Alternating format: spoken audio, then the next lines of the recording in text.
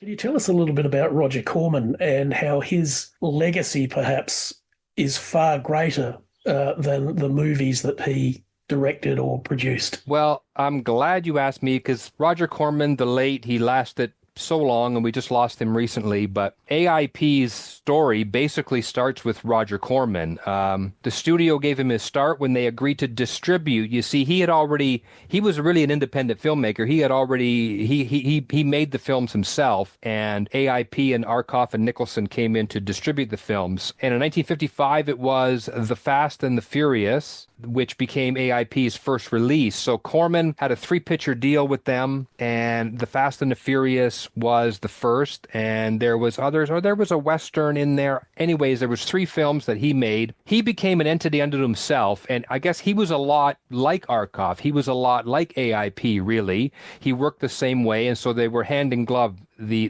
two entities. And the story, if you look it up, Roger Corman, who he worked with, who he gave their starts to, the list is just remarkable. So the list is rivaled only really by American International. The two of them just tapped into this burgeoning pool of actors and actresses and filmmakers that were emerging in the 50s and 60s. And it's almost, in a way, George, like writing a book nowadays with self-publishing. It's so much easier, less hoops, less publishing houses to deal with. Back in the day, young guy wants to make a movie. What, like Paramount or Columbia is going to give him a break? Unlikely. But then here's a guy like Sam Arkoff and AIP, they need product. So if you're a young guy who's going to make some movies, we will throw some money at it. We will invest in that.